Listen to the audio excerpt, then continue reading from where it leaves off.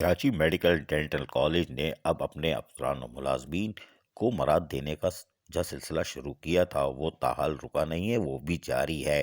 بڑھی ہوئی تنخواہوں کے ساتھ ساتھ دسمبر میں جو انکریمنٹ لگنا تھا وہ بھی لگا کر 1 سے 16 والوں کو تنخواہ ادا کر دی گئی تھی، لیکن ریٹائر ملازمین پینشن سے محروم تھے۔ اس کی وجہ یہ ہم نے پہلے بھی آپ کو بتائی تھی کہ کالج میں 2 پرنسپل ہیں اور کے ایم ڈی سی میں 2 پرنسپل ہونے کی وجہ سے معاملات گڑبڑ ہیں، کیونکہ فائنانس ڈپارٹمنٹ کا کوئی بھی افسر سائن نہیں کر سکتا، اور یہی وجہ ہے کہ ایک ڈاکٹر کے بیرون ملک جانے کے باعث پینشن کی ادائیگی بھی تاخیر کا شکار ہو گئی تھی اور ریٹائر ملازمین پھنس چکے تھے۔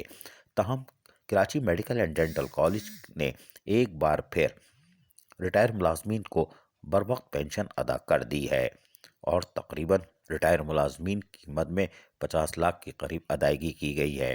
یہ بھی ایک اچھی خبر ہے، اس لیے کہ ریٹائر ملازمین کے چولہے بجھ چکے ہوتے ہیں اور وہ پھنس چکے ہوتے ہیں اور پینشن میں تاخیر کی وجہ سے وہ پریشان ہوتے ہیں۔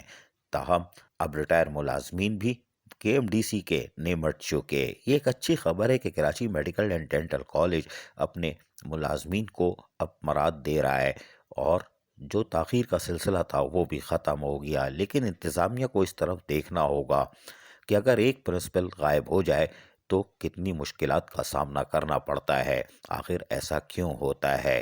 لیکن کراچی میڈیکل ڈینٹل کالج اب شاید صحیح سمت میں رواں دوا ہے۔ عزیز عارف، کے بی ایس بلدیاتی نیوز، کراچی۔